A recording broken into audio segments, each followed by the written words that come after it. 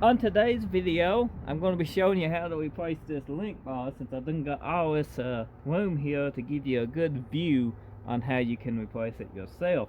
Basically, I'm in the midst of replacing a wheel bearing, and I drove so long on it that it welded the axle with no amount of heat would bring it loose without killing the axle.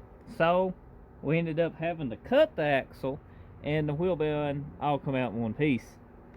Yeah, go figure. So I need an axle and a wheel bearing. So you get a link bar video today, not a wheel bearing video.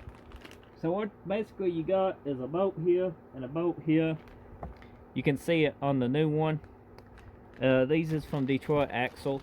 They weren't super expensive. I done got a new one on the front along with a new axle, because the same thing kind of happened somewhat with the axle on the front when we changed the wheel bearing, and you know, had to get a new axle.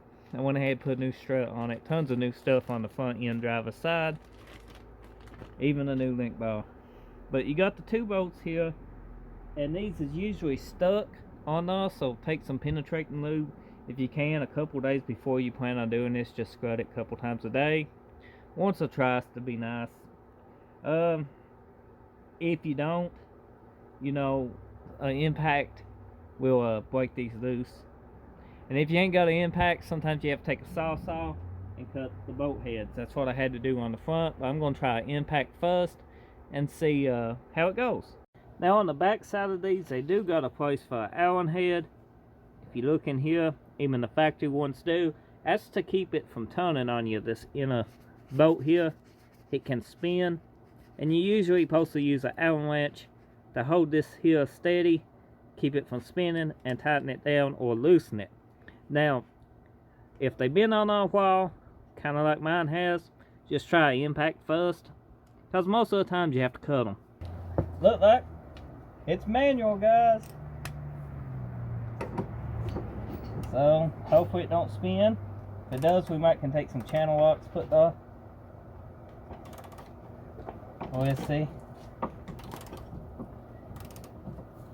She's spinning on me.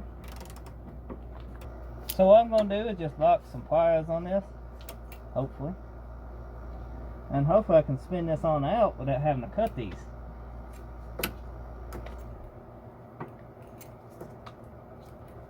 So let's go ahead and try.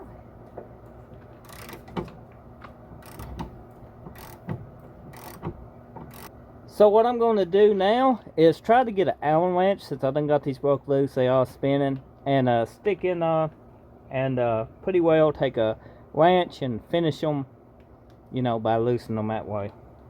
Now you want to be careful, because they will be spring tension on these.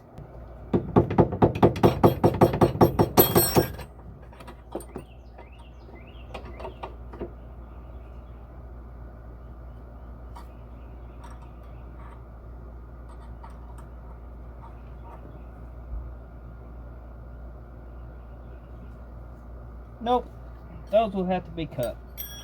And when cutting this, you want to make sure you cut the bolt here and here. You don't want to get into your support.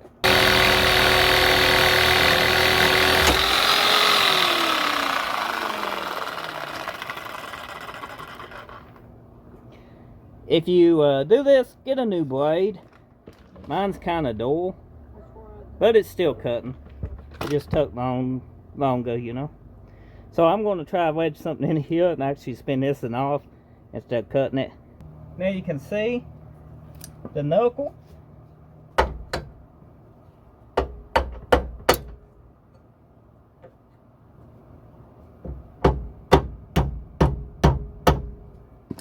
We're going to try to put vice grips on that, hold it steady while we try to turn it. It's the whole game plan.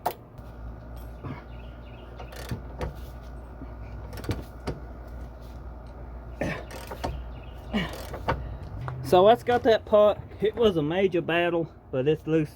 So it's actually been a couple days. I had to actually weld a nut to this and spin this back piece off. Hopefully you don't have to do that. If you knock it off like I did the bottom here and then hook vice grips to it, you get that little knob you have something to hold on to. But when I took a saw to up here, it made it more difficult. Now the new one goes on. Now these is pre-greased from the factory. This one is. You can check yours if you want to, but it's fairly simple. These come from Detroit Axle. They go on the same way that you took them off. Just easier. This pry bar here might need to be pushed up, so you might actually have to lay underneath the car and jack that up. So that's what I'm going to try next, is to put this top part in. I'm just going to go ahead and start this. You can put a little Loctite on this, but it does got these locking grooves here, so it shouldn't back off. You might have to jack the car up and let this A-arm drop down some, so you can get this on in place. That looks like the best bet for me.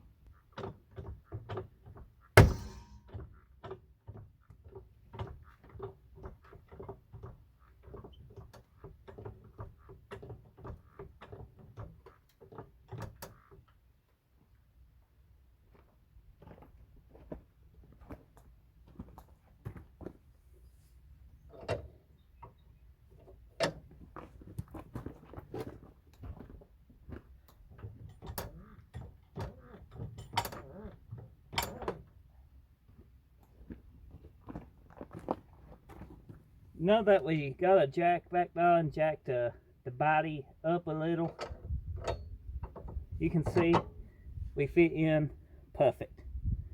So the next step will be torquing these down. They are torque specs, and they are a little place the Allen wrench goes in the same way that you should have been able to take them off, but usually it froze up. You hold that Allen wrench there, take a wrench, and just tighten these up. Sometimes you don't have to. Sometimes you can just spin them on and they just go tight if you're lucky. So let's go ahead and try that out. I'm going to put a little anti-seize on these bolts just to make them easier to come off in the future if I ever have to replace this. Anti-seize that I will be using, I'm just going to put a little on the bolt head here. And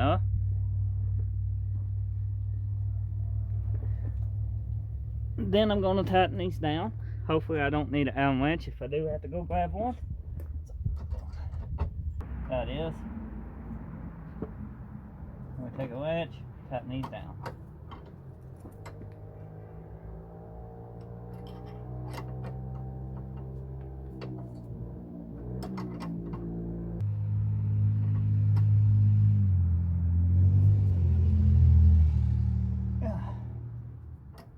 Once you get this tight, go on and do the bottom the same way.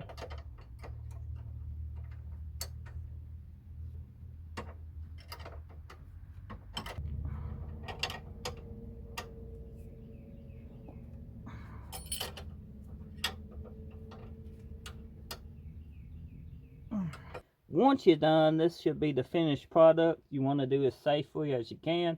Support the vehicle with jack stands, jacks. You know, you want multiple points of safety. But this is how I did mine. It took me a little bit longer. I will try to make another video when I do the passenger side, and hopefully it'll be more simpler. And if I left out any information, I'll make sure to put it in that video. But hopefully you find this video helpful. And if you do, be sure to drop a like and let me know in the comment section. I'll see you on the next one. Thank you for watching.